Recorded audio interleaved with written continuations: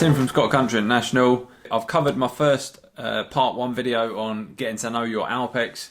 Now we're going to jump into part 2, getting to understand your zeroing function and process, and setting up what data you require for your ballistic calculator. But first, we're going to jump over to a quick clip with Mark Ripley and his new Habrok HQ35Ls. Out again this morning after row using the HikMicro Alpex 4K LRF, also the Habroks. Really impressed with these. I've only been using these for a couple of outings now, but yeah, quick rundown of these. So you've got buttons on the top here, got laser rangefinder, camera button, power button, zoom button, menu button, and on the front here you've got your color palettes. So you've got quite a few color palettes on here. If you don't want to use them all, you can cancel out any ones that you don't want to use. So I've just got these set for white hot, black hot, and color. Long press on that button when you're in color mode takes you over to night vision. Laser rangefinder, as I say, on there. Nice lightweight compact binoculars, just like using a normal pair of binoculars. Front focus here for the digital side for your color screen and your night vision, and then the other side for your thermal. Runs on two 18650 batteries in the bottom there. Lasts very well. I've actually not had to change these yet when I've been out in the field, so really impressed with these. Like these a lot. So these and this from Scott Country. Head over to their website, have a little look see. Both of these have sold very well. They've been very popular, and for good reason. They're at a very good price. If you'd like to see this in action, these in action, and me in action, then head over to the Shooting and Country TV channel this month and you'll see how we got on with the row. Right, Tim from Scott Country International. What we're going to do now is part 2. So part 1 was obviously what your icons do and everything does within the scope. So what I'm going to do now is I'll have screen record going again, and I'll show you exactly how I set up everything within the Alpex, what I'm doing, and you can see it on screen record there. So I'll just start screen record,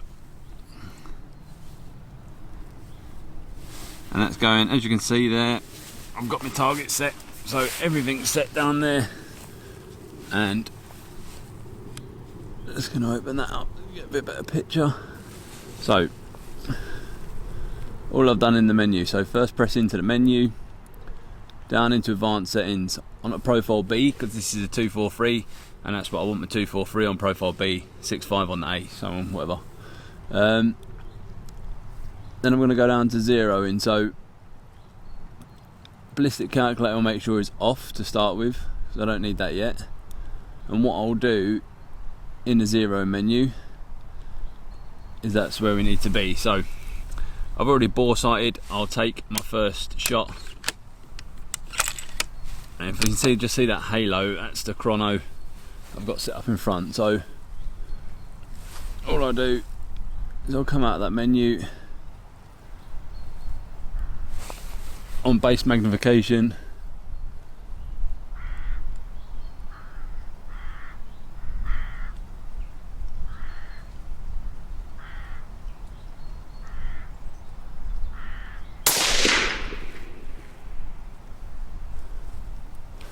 so took my first shot there.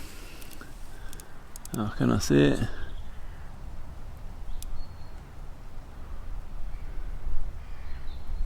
I think that is just low off the centre there. So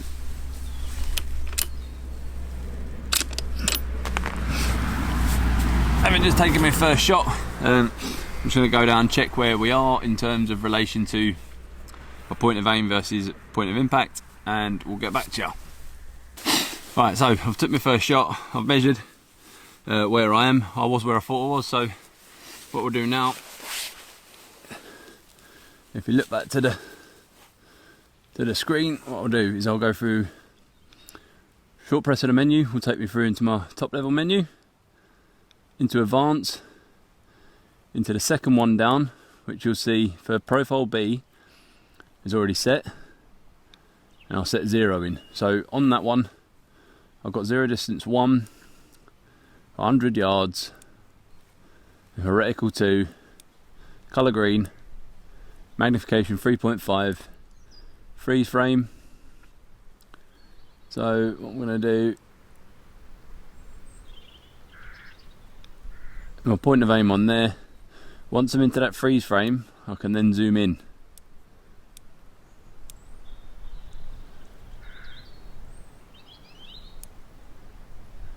So I need to just move that up ever so slightly from the freeze frame.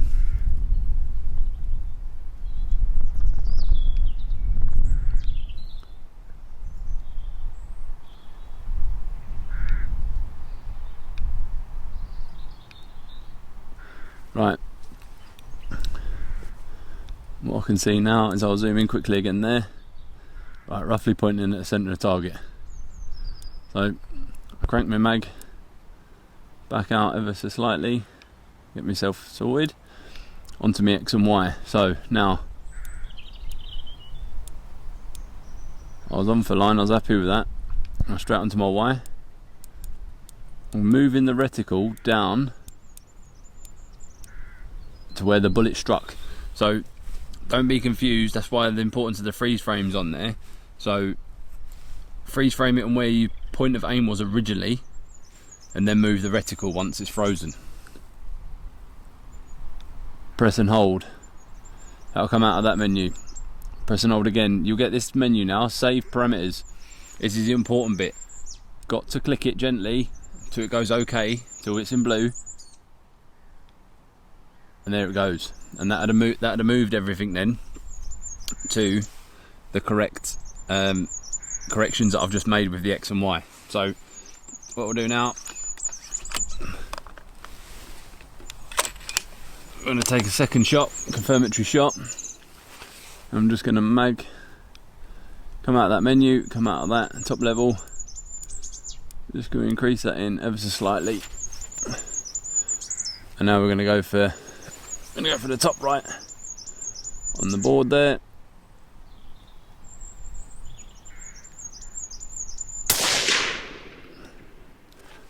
I think that was me jerking about over it.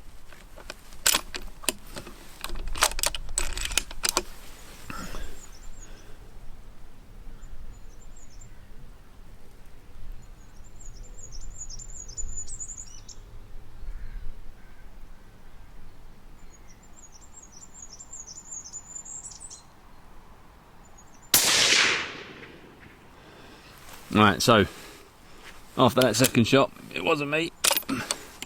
Still need to make a little bit of a correction. So we'll go back into the menu,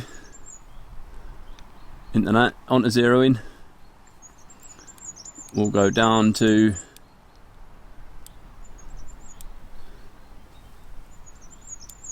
the zoom. I'll just zoom that in a little bit so I can see.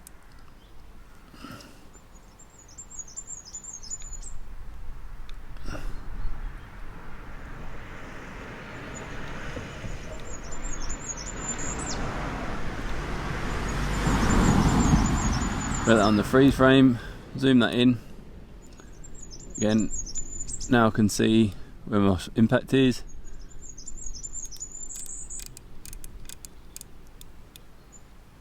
Gonna move that across.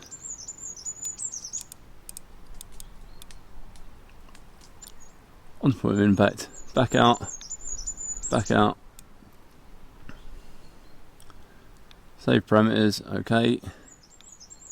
Back out of that menu, back out of that one.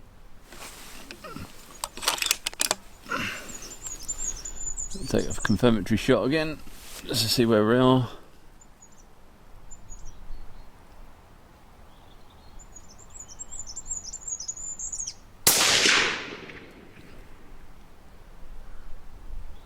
There we are.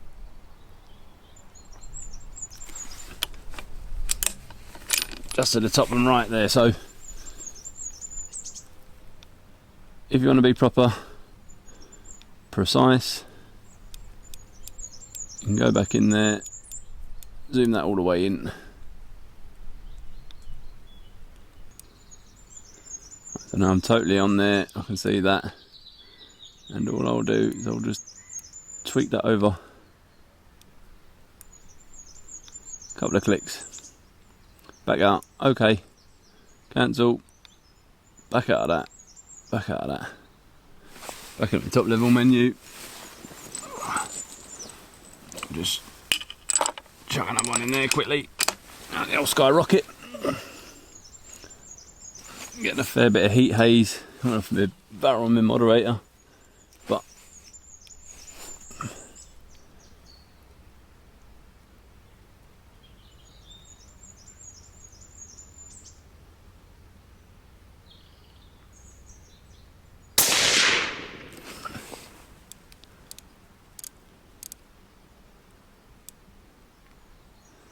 there we are. So that's the process done anyway, so you can see now where I just want to just titivate stuff about, and we can change that. So next bit we'll go through setting up the ballistic calculator.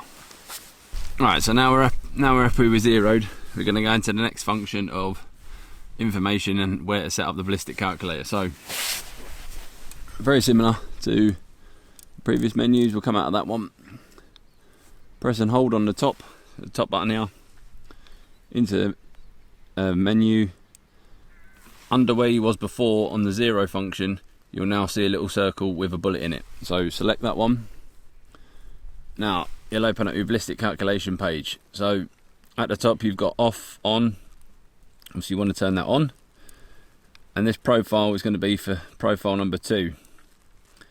Now whatever speed you're doing your ammunition's doing there, you'll just need to convert that to meters per second. And whatever you're doing there. So mine is going 1130 meters per second. That 100 yards is obviously 91 meters. Save that. Your altitude, like I said on the other video, I don't bother with that because I'm not up a mountain or shooting up a mountain or anything like that. 25 degrees I just leave. And your ballistic coefficient of your ammunition. I've obviously not got all that gubbins with me, it's written down in my notebook next to my loading shed.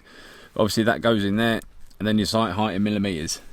Measuring your sight height, I just measure it from the centre of this ring, where the ring meets, which is pretty much the centre of your scope, to the bottom of the ejection port there, which is pretty much the centre of bore. So I measure them two, whatever the distance is in there is what I put into scope height in millimeters. Once that's done, you get the old menu again, OK, parameters saved. Next one, what you're going to do, obviously central reticle, as I discussed the other day, multiple and continuous zoom. So I'll just show you that whilst we've got this set here. So you'll be 3.5, 7.2, 3, 4, 5, so on and so forth. Like the more fine, intricate zoom. Myself, I don't like that. I like multiple because I'm normally only up to sort of 7 or 14 max. 3.5, 7, 14, 28, yeah? So you don't need that. Or have it how you prefer. Back into the menu. As I said there, laser parameters, you can have that go once, 5 seconds, 10 seconds or up to 60 seconds. I leave mine on once. And that's good to go. Hotspot is obviously on for filming. Pre-record 7 seconds. Audio is on. And smart IR and screen on and off. That is the thing I said about the other day. If you tilt your rifle to the side, it will automatically go off. And general settings. So you can now come back out. Now see, what you'll need to do is you need to do your own testing with your ballistic calculator, as I said. Chronograph, if you've got a chronograph, that's the best solution. You'll get your most accurate readings from your chronograph to put into your ballistic calculator. If it is still going over or you're going low, you can either adjust the feet per second by go bold with like 20 feet per second or 20 meters per second, go bold with it, or adjust the BC by 10 up, 10 down, and see where you are with the thing. The biggest common thing that people will do is they'll get their laser box, as you'll see there, they'll point at the target, they'll go to laser, it'll be 103, Now I know, I don't know if you'll be able to see this now because of the sunlight, but I know my laser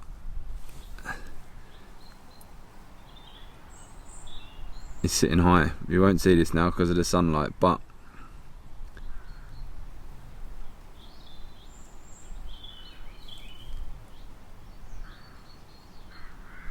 thereabouts is where my laser will sit. Yeah, so you've just got to make sure, like I said, it doesn't matter when you're in night mode because you can see the laser splash, but if you're trying to aim targets a little bit further out, you just want to take in consideration where your laser's sitting in terms of your aiming box, so you don't want to be overshooting, and then that's where a lot of the complaints we're getting at the moment, or not complaints, but inquiries saying I put my data in and it's not doing what it's supposed to be doing. That is because you're either getting laser skip or you need to adjust your feet per second, because even if you're using box speed, the manufacturer's box speed might not be the same conditions that it was tested with for your length of barrel, your wear on your barrel, everything like that. So it might be slightly different. Like I say, with home loads you can sort of alleviate that a little bit, but just do your testing before you start shooting at live quarry out at longer ranges. So once you're on, you're good to go. So any further questions, drop them in the comments of this video and we'll be able to answer them, and I'll get back to you as soon as I can with any inquiries you have or questions, anything like that. So if you like this sort of content, please like, share and subscribe. Hit the notification bell to get notified when we release our new how-to videos. And like I said, any dramas or any questions, or you want to see a video on how to, let us know or drop us an email and we'll get the video set up and I'll talk you through everything again like this. So cheers.